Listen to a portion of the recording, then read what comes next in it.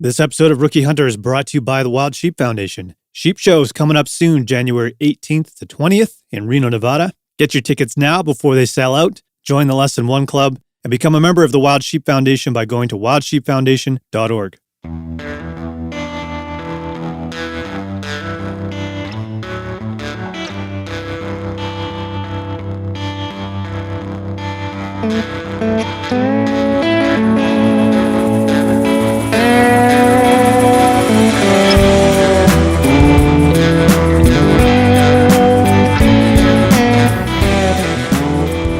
Good morning. Well, it's morning for me anyways. It's Sunday morning, December, what are we at? December 3rd. Winter has finally arrived. It's, it's beautiful out there. It's a nice little dusting of snow. It's continuing to fall as I record this here. So very excited to finally see some winter weather in the valley here. And I don't know if you guys know this about me, but cross-country skiing is something that I enjoy and something I've sort of set a goal to do a lot more of this year. So I can't wait to put the old planks on and get out there with my dog Earl. So yeah, man, counting down the days and waiting, checking the cams, seeing if the trails are open. We're far off from that, but maybe in a couple of weeks here. Anyways, hope you guys enjoyed our episode last week, our reunion show. We're going to do those once a month. And that's one of the main reasons why we started this back up, is just so the three of us could schedule some time to hang out. So I'm really glad that we're going to be doing those regularly. And lots of you guys have reached out to ask if we're going to be doing interviews again. And the answer is yes. Today we have my good friend, Kyle Stelter. If that name sounds familiar, that's because he is the CEO of the Wild Sheep Society of BC. He's been a huge supporter of Rookie Hunter since the very beginning. He's been a very big supporter of me as an individual and has had me involved in all kinds of really great projects. So I'm very honored to have Kyle as a friend and glad that we got to finally set aside an hour just to hang out and chat. As you'd expect, we talked about sheep. We got to hear a bit of his backstory and his upbringing and lots of good stories on this episode. So I really enjoyed this and I'm sure you guys will as well. Before we get into it, just a reminder to head over to wildsheepfoundation.org. Please consider becoming a member of what I think is the greatest conservation organization in the world. They're putting millions and millions of dollars on the ground to put and keep wild sheep on the mountains. So again, wildsheepfoundation.org. Sheep Show's coming up, and lots of ways to get involved and help wild sheep. So please do that. But let's get into this one. Sit back, relax, crack an ice cold beer, and enjoy episode 142 with Kyle Stelter.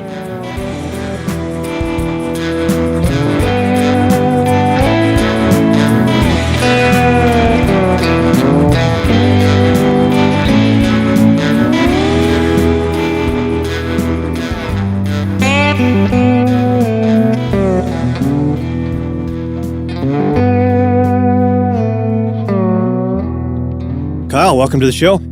Awesome, Mike. Super stoked to be on. And man, I'm super stoked that the Rookie Hunter's back in business. Love it. Thanks, man. Appreciate that. I was looking back because I'm like, I wonder what Kyle and I talked about the last time he was on the show. And I was actually kind of surprised to see that the only time we had you on was for a little bit for the Jurassic Classic. So this is actually the first time you and I have done this, which is weird because I feel like we've done this many times, but this is the first one, man. Yeah, it's cool. It's always fun to get together and connect and talk. And we had a good chat last week, right? So it's nice, and that's the cool thing about these podcasts. It's I guess everyone's listening or people are listening, but it's just a chat really at the end of the day. Yeah, absolutely. And you're now a podcast host. Talk of Sheep. How's that been for you, man? It's you guys been going for how long now?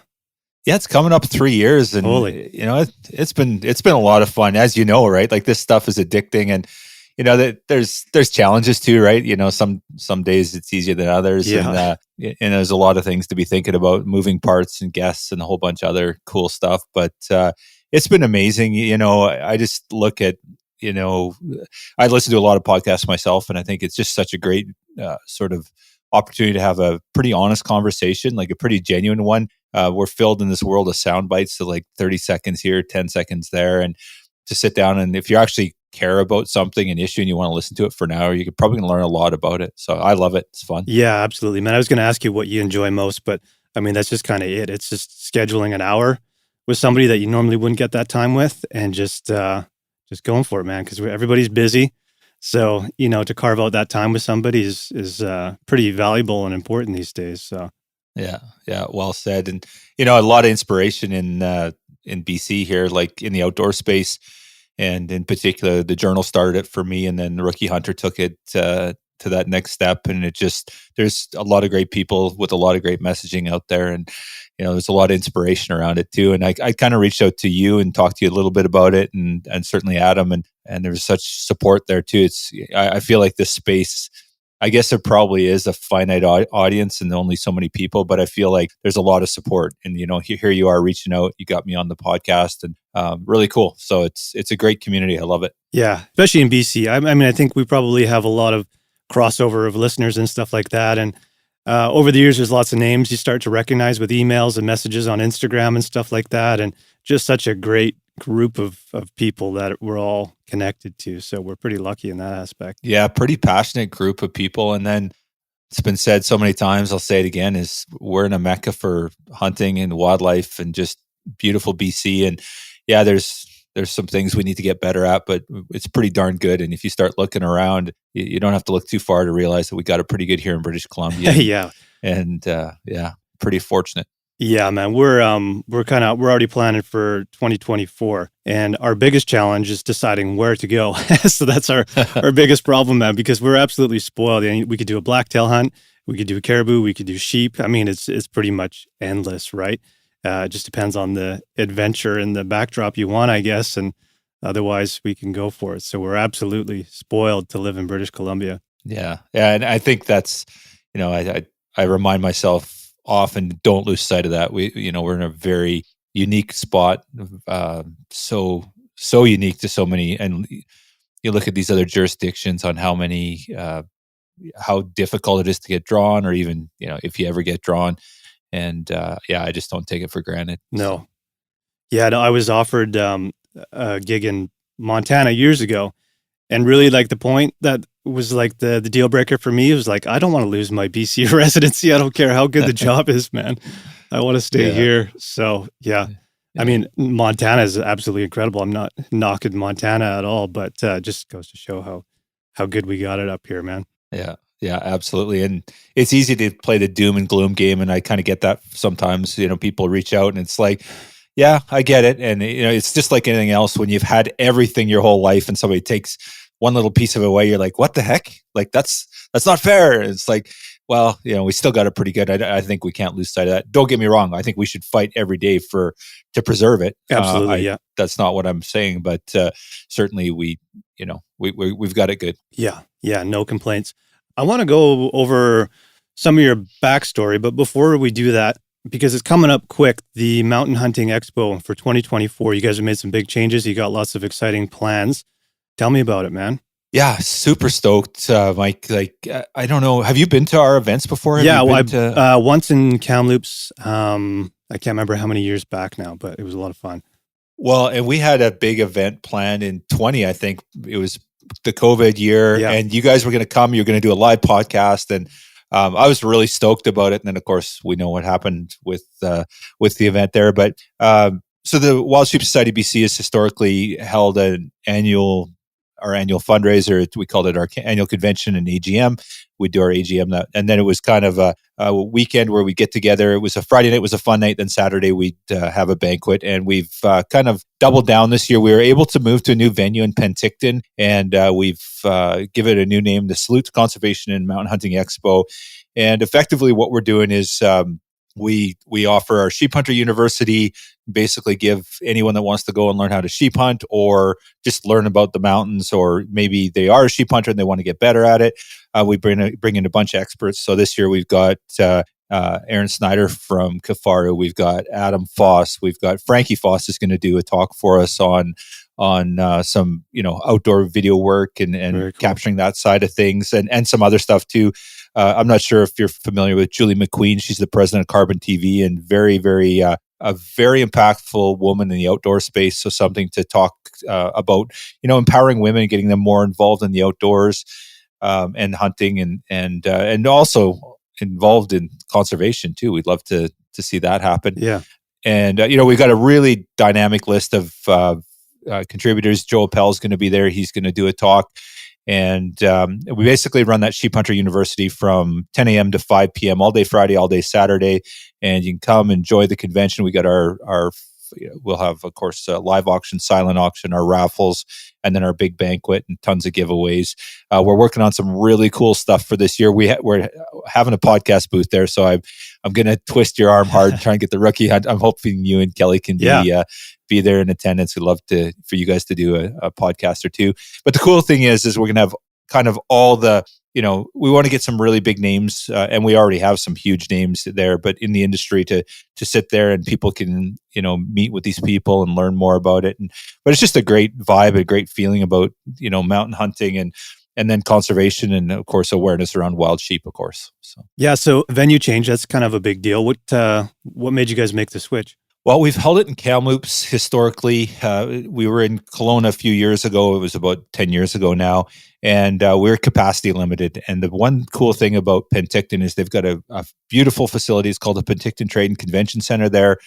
And it's massive. So we could literally have 1,000 people there, and we could have probably 500 booths if we wanted to. So anyone that's been to Sheep Show in Reno kind of understands what that's like, and it's sort of next level. And there's some good trade shows in British Columbia, but we really want to focus on the mountain hunting industry. We want to bring in the best of the best. So again, we talk about Kafaro coming in, Stone Glacier is going to be there, Precision Optics bringing in a bunch of his supporters, Snowy Mountain Rifles from Montana is going to be coming up.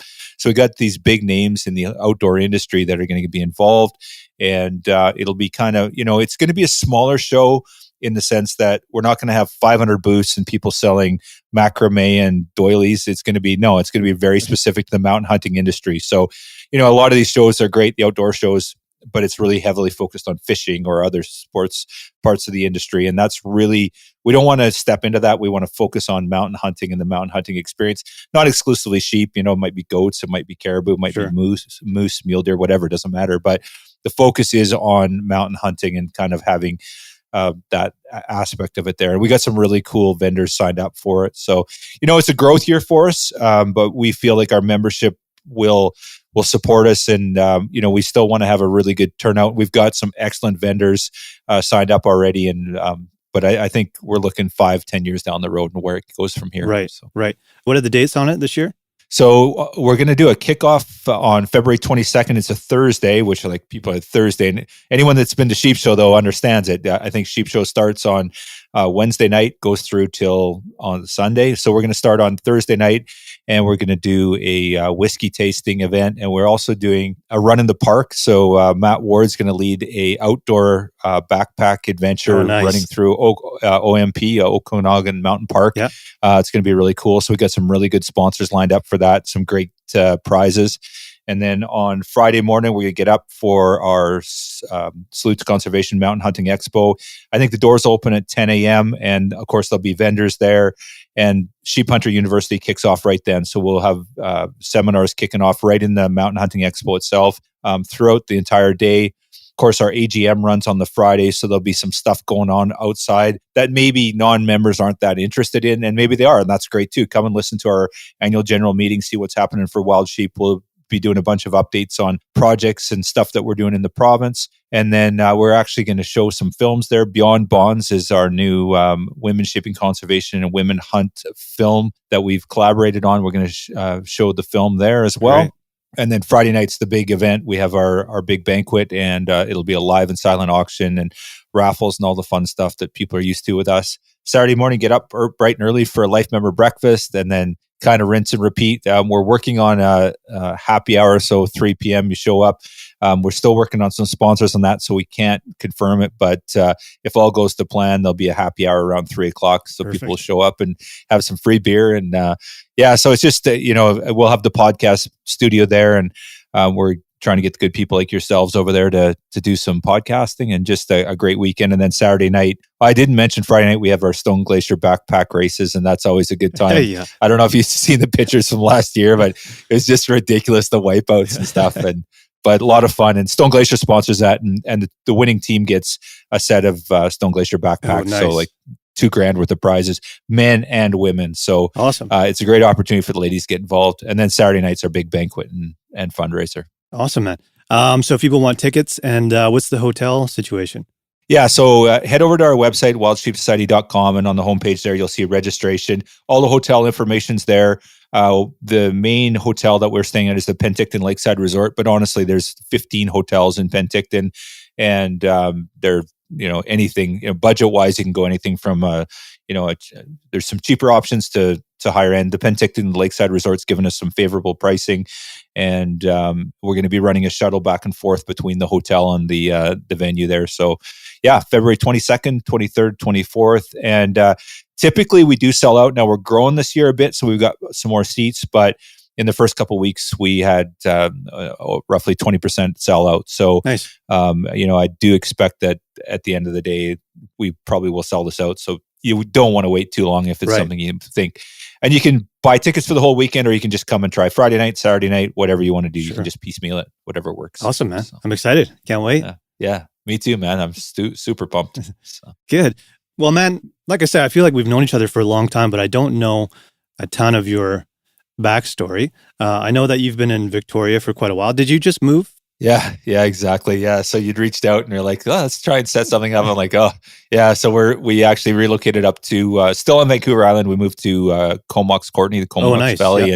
Yep. And so of course you work with Jesse Bone. Jesse's up here and stuff. Yep. And I love the community, and we're getting settled in now. I'm loving it. Did a bike ride yesterday. So it's starting to feel like home. Pretty pumped. You left Barker behind. Is he in Victoria?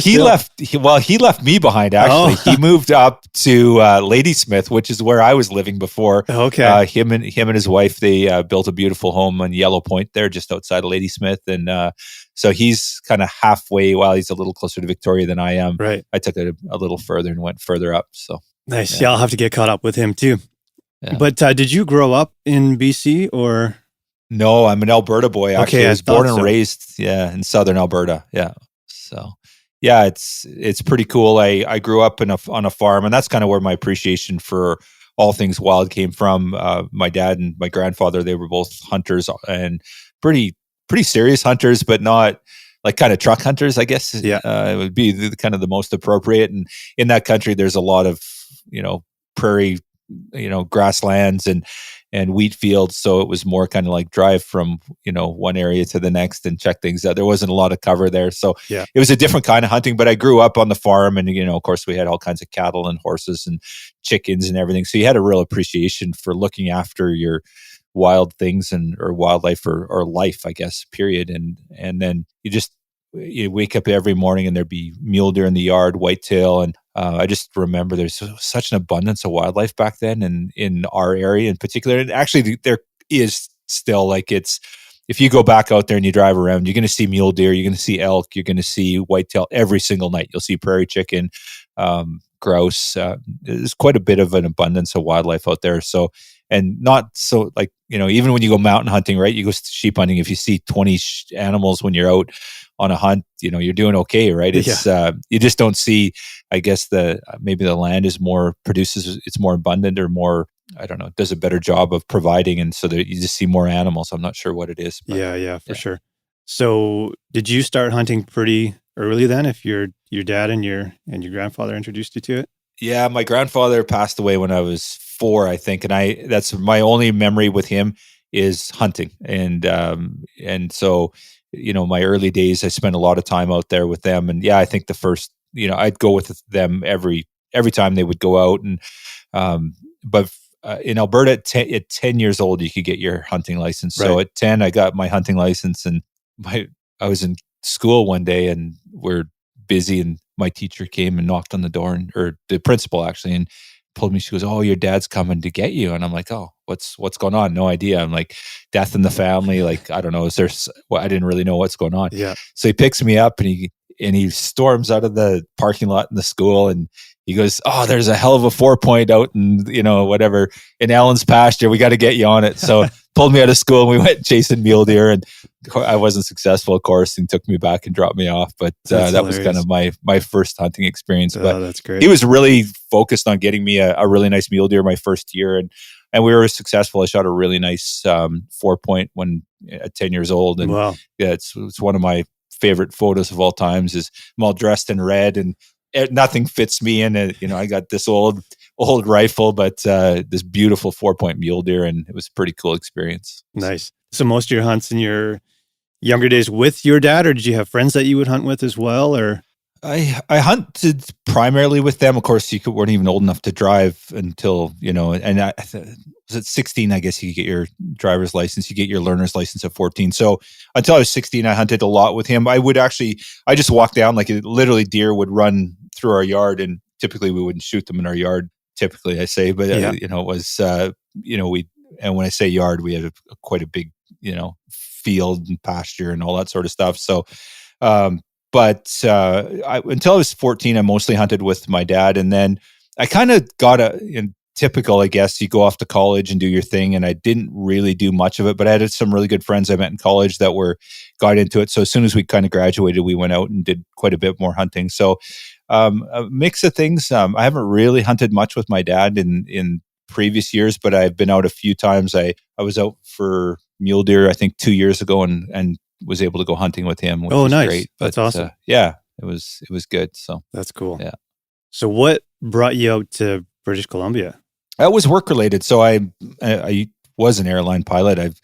I guess I was forced retirement a couple of years ago. Okay. They got rid of my job in Vancouver and said, okay, if you want to come and work in China, you can. And I decided that I didn't want to do that. So I got out of the game at that point. But it was back in, this will really date me, but it was 97. I had a job offer in Vancouver. So I came out to the coast and got involved out here. And again, I kind of, during those years, I didn't really do a ton of hunting. I was kind of new to BC and was just trying to figure it out. And kind of took me a few years to sort of get established. And then when I kind of realized that what hunting in BC was, and the whole mountain hunting experience, I hadn't done much of that. And my coworker at the airline I worked for said, "Oh, why don't you come hunting with me?" And so I did my first sheep hunt, and that was a game changer for sure.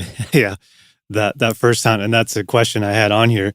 Was your first sheep hunt? So tell me about it, man, because how ours played out. It was a bit of a disaster, but it was one of our most memorable trips ever. How was it for you? Yeah.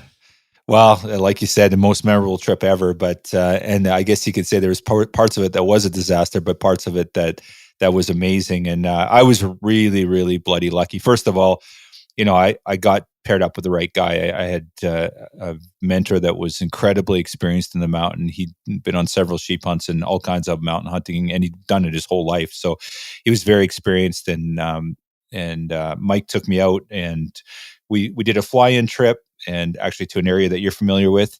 And the first day, I remember we were just packing up, and we'd only gone like a mile and a half. But of course, I had all the wrong gear, and it was super heavy, even though he gave me this detailed list. And like, I literally had a sweater that weighed 3 pounds. He's like, this thing is like 3 pounds. He's like, you need to burn this thing. But I was probably 15 pounds heavier than I should have been, and just trudging up the mountain. Yeah. And I kind of just hit a wall, and he kind of realized that. So we set up camp, and but we flew in, I think 2-3 days early, and the day before the opener, we found sheep, and we got on them, and that was an experience in itself. So we got up at 2:30 in the morning. We hiked in the dark as for a few hours, and then just sat and laid in wait. And then sun came up, and as luck would have it, there were 2 other hunters that actually managed to harvest 2 rams out of that bunch. And then there was a third ram in that group. And Mike, my partner, had seen them, so he got the chance to pull the trigger, which he did, and he shot a beautiful ram. Wow.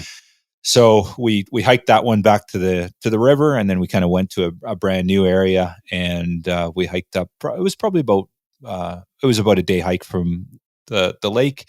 And Mike, you're not going to believe this; it's insane. But he was calling me the sheep whisperer for a while. But what had happened is we hiked up on this ridge, and we just kind of snuck over the top, and we were sitting there, and we're glassing and just kind of enjoying, as you do with sheep hunting, taking a moment of breath. And we're looking, and Mike looks at me and he goes, "Hey," he goes, "there's a legal ram. I'm pretty sure it's legal, and it's like 75 yards to your right." And I'm like, "You're shitting me." And he goes, "No." He goes, "Just don't move. Just look." And he goes, We're going to back down. We're going to come around, and we're going to sneak over and get in a spot where you can shoot. And I'm like, what? And so we kind of crouch down and we back away and we kind of sneak around. We're on this point, kind of back around the point, and we sneak up over the edge. And he's like, I'm so new, I don't know. And he's like, keep your butt down. He's like, you're supposed to be crawling and your butt's like sticking up above your head. And he's whispering all this to me. And so sure enough, we just poke up over like the ledge, and there's a ram, and he's bedded at 75 yards. And Mike's like, get on him and take a shot. And he's like, stop screwing around. Like I was just oblivious. Yeah. And because of course there's the mountain winds and all that sort of stuff. Yeah. And he goes, just take a look and make sure he's legal. And this ram was like 4 inches past his nose. And I'm like, yeah, I think he's legal. And he's then shoot him. So it was weird, Mike. He was just bedded down on this point, and he was just sitting there, and his head was up. He was facing us. He knew something was up, but didn't know what. And pulled the trigger, and he just put his head down as if he just was going to sleep. He was just bedded there, and it was like the most surreal experience I've ever had on a mountain hunt. Wow. I just was just blown away, and I just looked at Mike, and I'm like sheep hunting's kind of easy, isn't it? No, I did not say that. Absolute disbelief, and we got up, and I just was in awe. And I still, my brain hadn't processed what had just happened.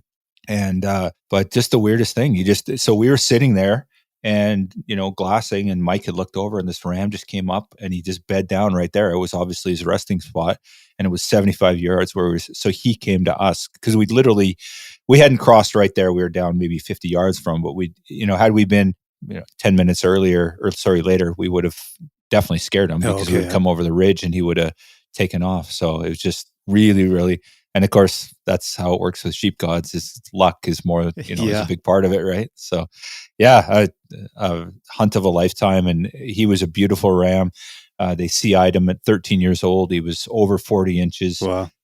He makes the BC book. Just an absolute beautiful stone sheep, and just so stunning. A beautiful ram. Yeah. So I'm so lucky. What a introduction to sheep hunting. It's not usually how it goes. Well, you've heard the old adage, right? The ram you harvest is usually the one that was born the year you started sheep hunting. And so, the average is like 7-8 years to get your ram. But I've made up for it in subsequent years. I've gone a lot of years without killing anything. So, but that's awesome, man. Did you get out at all this year? I did. Yeah. I was, again, pretty fortunate. We drew Dull sheep in, Mike and I both, we put in as the group hunt, I think it is, the one where you both put your name in and you both get drawn, obviously. So we put in for a group hunt. I think that was in 2013 we put in, and we got drawn for Dull sheep, and we actually managed to get a doubleheader that year. So we both shot 2 beautiful rams out of the same herd. And again, that was a pretty surreal experience, that one. And then so this year we got drawn again. The two of us got drawn, and we did a fly-in trip for Dull sheep. And we opening morning we got on rams, and we managed to. Actually, it was opening afternoon that we got on them, and it was interesting, Mike. We found a spot actually where we'd killed our 2 rams 10 years ago. We went to that same spot, hiked in up over the top, and we're sitting there glassing.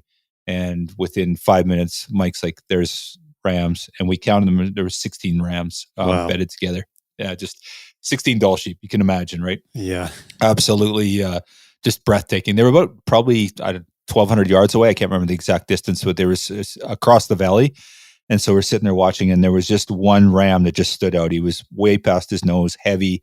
Even though he was past his nose, he was broomed, and you could just tell he was like the dominant one. But there was about 2 other ones we felt that were pretty good ones in there as well. And then, of course, a bunch of immatures and some in that 7, 8, 9-year-old range type thing. So we're sitting there watching them, and we're trying to figure out what's going to go on. And just as we're watching them, a big storm kind of comes passing through, and it seemed like it passed through in the matter of seconds, but it was probably 15 minutes, but it went to zero visibility. You couldn't see anything. So typical sheep hunting, you're on the mountain, you got all your rain gear on, you're just covered up, and you're just laying there getting pelted by the rain, but you're warm enough and you're dry because of your rain gear. And the rain subsides, the clouds go away, and we look, and there's sheep at 200 yards right below us feeding. And we're like, what the heck? And I'm pretty lucky sheep hunting. I'll have to say. Man. Now, I'm telling these stories. I'm like, yeah, obviously I'm pretty lucky. Yeah, because there's really not any skill involved. So we look, and we can see about 2 rams. That's about it. And the rest are they're not on the hillside anymore. And they were all together. So we presume they're down below us. And there's kind of a ledge we can't really see. So we're watching, and we're thinking, okay, well, usually the big guy's the last to come out. But he was the third guy. He fed out, and he just fed out. He was like about 250 yards or something like that. And of course, it was Mike's turn to shoot. He offered it up to me, and I'm like, well, you seen him, so you got the first right of refusal. And the ram was there, and he's like, well, I'll wait till the other ones come out, because we knew there was at least 1 or 2 other legal ones in there for sure. And I'm like, there's a ton of escape terrain, and it was just, I'm like, do you really want to be greedy and just I said, I think you should take him. And he's like, no, he goes, let's wait. And then I said, well, just stay on him. And if you think he's going to bolt, and I'm like, no, just take him. I'm like, this is ridiculous. Like to get a ram of that caliber and walk away, we don't need to be greedy here. And so he pulled the trigger, and then he just, he pulled the trigger. It was a really solid shot.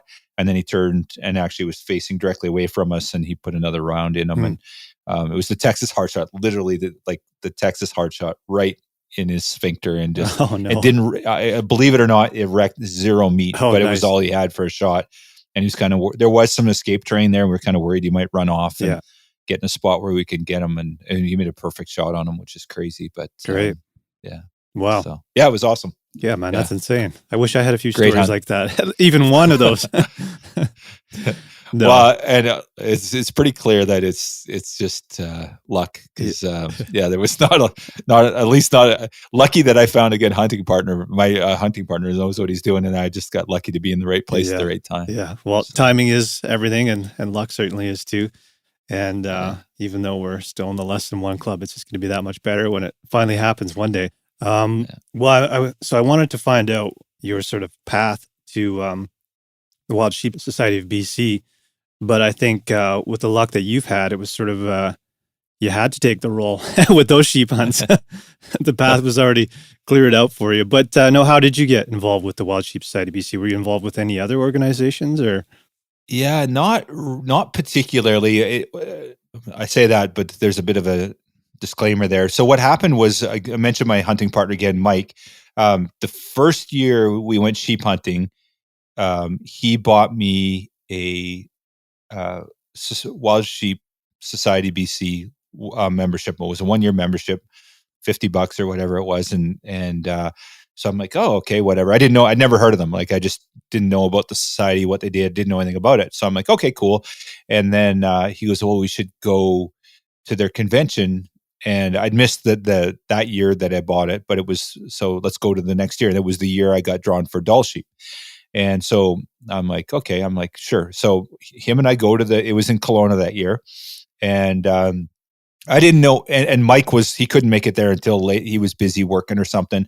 So I just went by myself to start with. He eventually showed up on the Saturday or something like that, but I went on Friday, and I walked in, and I didn't know a single person. That was kind of it was the Hunting BC days. That was it. Like, there was really not much in social media on these chat groups, and I didn't know anybody. I just showed up, and I'm like, and I was pretty nervous. I'm like, I don't know any of these guys.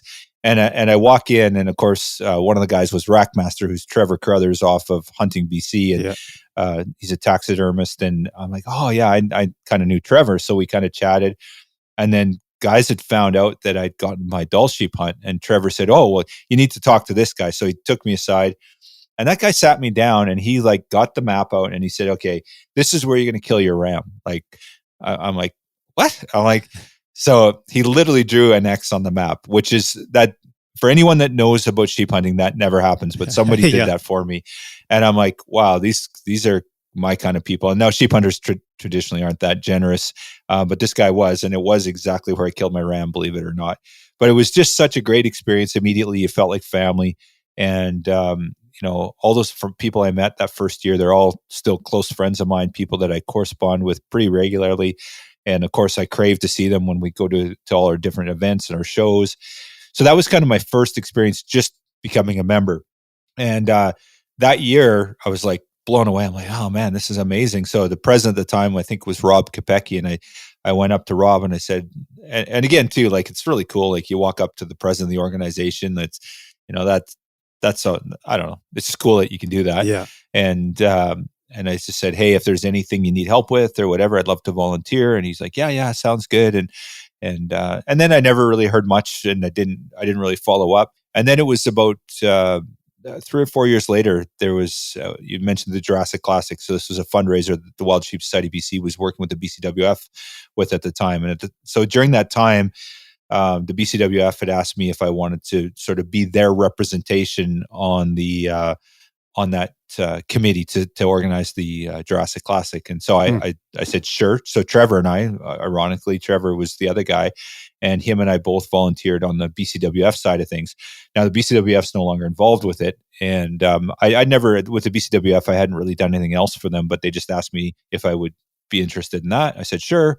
And that's kind of, so I got involved with the Jurassic Classic. So Trevor and I were a big part of getting involved with that. And of course, the two guys that on the Wild Sheep Society BC side, they're kind of gone now. So Trevor and I kind of took it over, but we did that from on the net. So now we're the Wild Sheep side of things. So that was kind of my intro to it. And that first year, I got getting involved, and I got to know the director as well and stuff. I'm like, oh yeah, I got to do more. These guys are good guys. So. That's and awesome. Girls. So, yeah. So the rest is history. Sure. Yeah. So that's cool, man. And the Jurassic Classic, we only went the 1 year. We need to go back. That's a good time, man. That's a wicked event. Yeah, it is a good time. Yeah, for sure. So you get 26 teams. So no, 14 boats, 28 teams, 56 anglers, and you go and catch sturgeon for 2 days. And of course, it's everything's included. It's an all-inclusive weekend, and it's just a great time. But again, it's the people there, right? It's all these people that are there. We've got incredible sponsors. So Stone Glacier, Yeti, Sitka Gear, they're all kick in a ton of stuff. So there's all kinds of prize packages. We have over $10,000 in prizes. And there's volunteering as a bunch of us are. I think there's about a dozen volunteers. And it's our favorite weekend of the year. It's just such a good time, good people, and just lots of fun. And, wild meat barbecue on the side of the Fraser River, just the whole thing. Amazing. Yeah. Great weekend. Definitely have to check it out if you haven't been. And I think that's actually the first place I've ever tried cougar meat was at that event. And it was amazing. It is. It's incredible. Yeah. And cougar is so hard to get a hold of, but because we have, I guess, the connections or whatever, we get it every year. And it's my favorite thing every year. I love it. It's like chicken, but different, right? Yeah, for sure. Explain it. And maybe you remember, I thought there was a bit of a story behind that cat. Yeah, it may have been that may have been the one from Brad Siemens that he ended up taking, because it was, so he's got a movie-free herd of domestic sheep mouflon, and this thing was attacking his killing his lambs and stuff. So he actually was able to remove that, and he donated the meat to I think that's what it was. Jurassic. Yeah. Very cool. So yeah, it's always kind of there's always the food that we have there. There's always some sort of wild meat, and there's always a story behind it. Sometimes it's domestic sheep, but they happen to be from a flock that maybe was diseased, and they had to cull some or something like that. So there's always some sort of story behind it, and it's I don't know, it's kind of memorable when you eat that. Yeah, and while you're there fundraising too, right? Yeah, and I think some of the meat that we did have too was Movi positive, which is cool. I mean, you're kind of like a little bit like, should I be eating this or shouldn't I? But it's a great way to educate that there's nothing wrong with the meat. It's not like it's a waste if you have to remove some of these animals, right? It can still be consumed and taken care of. So that's pretty cool.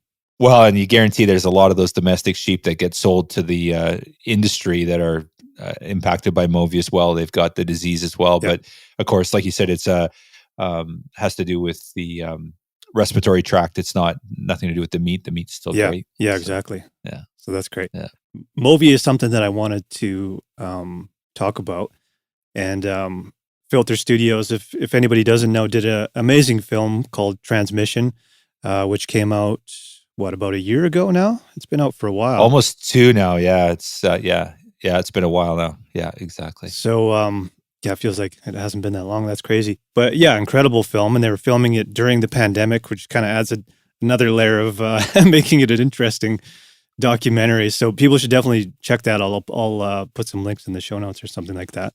So where are things at with Movi? Because I feel like since that film has come out, that there's definitely been some progress and some movement forward. But I don't really know. Are things progressing as you see it, or Yeah, yes and no? never fast enough. And Yeah. the short answer is yes, there has been some progress. And I guess for your listeners, MOVI stands for Mycoplasma ovipneumonia, and basically it's a disease that affects particularly wild sheep. So what will happen is domestic sheep will have it. They're almost naive to it, although they are impacted by it. But wild sheep, it's quite often fatal. So it's the biggest impact to wild sheep. I would say, for the most part, you could argue that predation and habitat loss and all that stuff, but really disease is the main thing that is an issue. And one of the ways that we have to control it is to try and keep domestic and wild sheep separate. We've been advocating, we've been doing two things. We've been sort of doing the science end of things of trying to find a cure, which, really, really difficult. And then the other side of it is advocacy and trying to sort of advocate for wild sheep and have government policies that will basically protect wild sheep that, of course, we're respectful of the domestic producing industry and we will obviously want them to thrive as well. We just want to keep their sheep away from the wild sheep. And so we've been working really hard with the government trying to get policy. And there was some steps there. And I think the Movi film, the transmission, helped with it, but it didn't solve the problem. And really, again, we just had a government shuffle of ministries again last 2 weeks ago, which further complicated things, and things just aren't progressing the way we kind of need to. So again, wildlife gets put on the back burner ahead of industry, and so a little disappointing on that end of things. But when we talk about projects on the ground, Mike, the society's been heavily invested in a program in the Fraser River ecosystem. It's called Test and Remove. And basically what we do is we go in and we try and find any ewes that are affected by Movi. And if they're affected by them, we remove them from the ecosystem. We basically kill them. And the reason being is that a full-grown sheep may be able to withstand Movi and may get through it, but young sheep can't. Baby, like lambs, will die from it for sure. So what happens is they're born, they're healthy, and then they contract it from their mother. Of course, they're very social group, so then they go and hang out with all their buddies, and all the lambs pass it along, and quite often it will completely kill all the lambs. So you've got a healthy lamb crop when they're born in the early spring, and by late summer they're all dead. There's none there. So, but the adults are still there. So what we've gone, and it's been a very costly program. The society was sort of led the program. The government is the lead proponent on it, but the society worked really closely with the government to bring this to fruition. We've been the biggest funding partner along with others, including the Wild Sheep Foundation, to support this. And the budget's $1.16 million. It's a 10-year project. We're coming up on the 6th year of that project. So we're close to $600,000 invested. But what we do is we go in and we capture all the ewes, every single one of them. We test them, and unfortunately, if they're positive, we remove them from the ecosystem. And what happens is, if the system is working the way it should, the lamb recruitment goes through the roof. So you might go in and you might remove 15 out of the 60 ewes that are in that area, but the next spring they have healthy lambs that are surviving, and of course the growth is going to be there. Now, the one thing that we haven't done is we go and monitor lambs every year and see what the recruitment looks like, but we actually haven't counted since we started the project. So this is year 6, and this year we're actually going to do a count and see where we're sitting. So Nice. The Fraser River ecosystem was originally about 2,400 sheep, and through this Movi die-off in the early 90s, they dropped down to about 800, and they never really recovered. Right. So that's why we've taken such drastic action. Yeah. Wow. I mean, education is a huge part of it, and I think that's something that the film has certainly achieved, which is great. How are farmers receiving this news? It's interesting. How do I say this without getting into too much trouble? There's certain segments of the population that sees us as the evil sort of villain out there, and I get it. Like we're not sort of saying all the things they want to hear. Sure. But as a general rule, when we approach, and when I say we, sort of wild sheep advocates approach a rancher or a farmer, a producer in some sort and kind of explain some of the challenges and the risk, the reception has been incredible. So on a one-on-one basis, the reception is excellent. Um, Helen Swansha, who's in that film, she was the provincial wildlife vet for the province of BC for years. She's now retired and she works as an independent contractor. Helen said there's only been one producer that's never called her back. So, sometimes you can't even get to see them. You can't even have that conversation with the producer. But the ones that she has, and Helen is the one that goes and speaks to her. Of course, we can't as wild sheep advocates. It would just be too combative, right? Yeah. So Helen goes and speaks to them, and the response has been amazing. And there's some producers like Jennifer Bowes, who you see in the film Transmission. She's an advocate for us. She's gone out. She told me recently she had 150 sheep at one point, and she's now down to 50. And it's because anything that had Movi, she's had to call and get out of her system. And so there's somebody that's really dedicated. And she's like, could you imagine if we were ever found responsible for a die-off? It would be like we have a social responsibility here. So there are some really, really responsible producers out there, and I think most people care, but I do think it is challenging because it costs money. If you remove sheep from your herd or your flock, it's going to cost you money, and so that is an issue and something that we totally respect. So we try and find solutions for the producer that's not going to be. And we've underwritten or we've invested in a lot of test and remove projects, and in many cases, we've bought sheep from producers and removed them and that sort of stuff to support this program. Yeah, that's great. This is kind of a depressing part of the podcast here, but the next thing I wanted to ask you about was blue tongue, and this is another thing I don't really know anything about. I know I think it was 2021 near Grand Forks, there was a big die-off there. And I, from what I remember reading, I think, drought and extreme weather conditions are kind of one of the things that help this disease spread through insects, correct? Yeah, exactly. They call them midges, and they're basically tiny flies that you can't even see. And so blue tongue virus obviously is a virus, and it's spread through these midges effectively. And let me qualify this that I'm no scientist or biologist either, Mike. So you probably know as much as I do about this. But effectively what happens is that it affects cattle. It will affect domestic animals. It will affect wildlife. It'll affect deer and other species as well. And of course, wild sheep. And 2021 was we've had die-offs in British Columbia, a number over the years, but 2021 was kind of the most recent one. And effectively what happened, my understanding that the reason it happened that year was that there was quite strong winds from the south that year. So it was carrying these, obviously carrying these midges with the virus in them up. And then of course it spreads pretty rapidly once it gets into a herd and affects a whole bunch of other stuff. So it killed dozens, and I don't know if I never did hear the final number, but it was like dozens of sheep in the Granby area, but in the Okanagan as well. There was sheep that were affected by it and died from there as well. But it's one of those things where they actually can, I believe there's a vaccine, and obviously you can vaccinate cattle and that, domestic livestock, but you can't. How do you vaccinate a wild animal? You can't, right? So it's one of those things. And then the other thing that makes it really bad is if you have a mild fall. So my understanding is that it was the kind of the perfect storm where you had these southerly winds bringing these midges up into BC, and then we had a mild fall because as soon as the frost kicks in, it kills them and they die, right? They all die. And so, it was just right at that point where it was a bit of a late fall, and it just hit it just perfectly and caused all these animals to die. Wow. So with something like that, I mean, there's not a whole lot you can do about it, eh? It just kind of is what it is. No, I don't think there's anything you can do about it. It's it's nature, and it's just and I guess that's the bloody thing with wild sheep. And you said this is depressing, depressing part of the podcast, but it's the reality, right? Wildlife. If you look at the story of wildlife and where we were 500 years ago before sort of serious human occupation.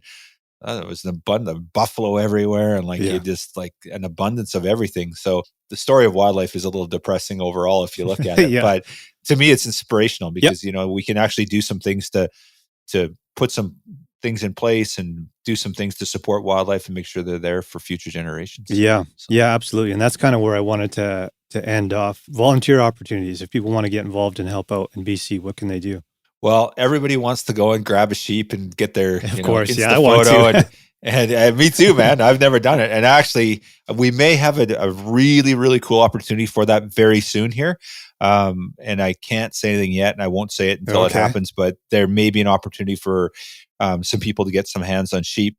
And, that does happen from time to time, but there's all kinds of opportunities. And I think, the one thing is if you care about hunting, you care about wildlife, you care about outdoor spaces, just get involved. We'd love to have you involved with the society, but maybe that doesn't fit your narrative or you have some other belief, but just get involved in something, right? And get involved in your community, get involved, whatever, and just be involved and do something. And there's so much for the society. There's all kinds of stuff. We do a lot of advocacy work, sort of pushing the government for different things, for funding, maybe looking after some of the things that are important to hunters, like, firearm stuff, or, that's not our core, sort of thrust or our core messaging, but that's part of who we are. We are a hunter conservationist organization, but there's certainly a lot of things that we do on the wildlife front and the wild sheep front where we're very, I guess we lobby the government, or, we're quite active in talking to the government. So speaking to your MLA, we got an election coming up next year. Yeah. So go in and talk to your MLA. We have a government engagement committee that's what they do. So we work with our membership, and we, our goal is to have one representative in every single riding that goes and talks to their MLAs and said, this is really important to our membership. And we advocate for funding for wildlife and a whole bunch of other things. So, there's the big thing is if you're a member and if you were interested in joining, there's a lot of opportunities to get involved and stuff like that. And of course, we always need all kinds of people for, our fundraisers, not the sexy stuff of handling sheep, right? Yeah. But that said, that's part of it. We need to do these other things too to support us so that we can handle these sheep and make a difference for wildlife. Yeah. So, is there any sheep counts coming up? Yeah, so we have an annual sheep count. Spence's Bridge is the big one, and that's in the springtime. And that one we actually had to downplay it a bit because the 1 year I think that you went, we had like 100 and there was a lot of people there.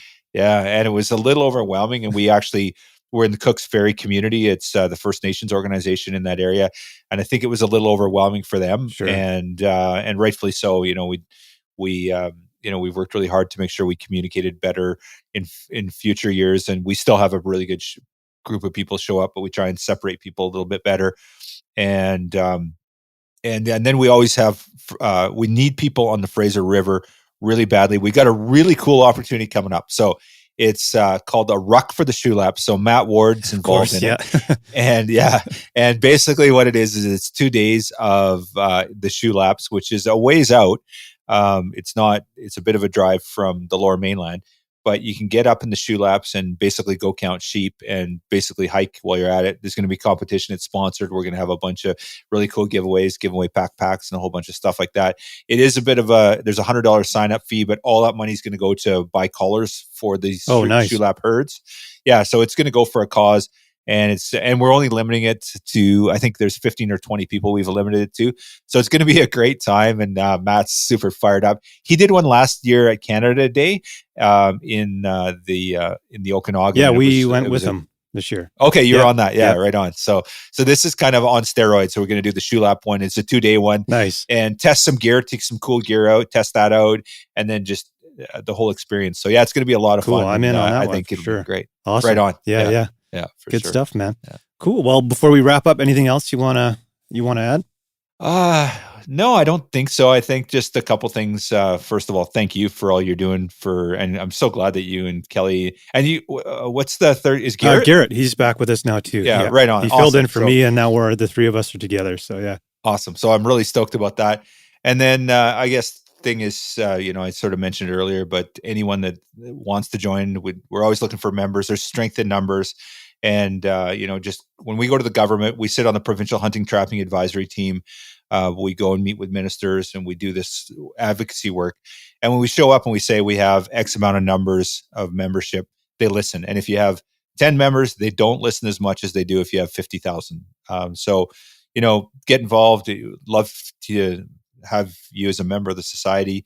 But if that doesn't work for you, sign up for these other organizations that care about the things that we all care about, because it really is important. If you show up with the government and there's a lot of voices, it makes a big difference. So I guess the key takeaway there, Mike, is to get involved. And yeah. Excellent. Yeah. Good stuff, man. Well, open door for you guys to come on anytime you want. If there's things you want people to know about, just give me a call and hop on anytime, man. Happy to have you guys. And thanks for all the work that you guys are doing. And thank you you're actually my first official interview. So thanks for being my guinea pig while I get back in the saddle here. Dude, you're so good at it. It's an honor to be on this podcast with you. Thank you. Thanks, man. Appreciate it. Cheers.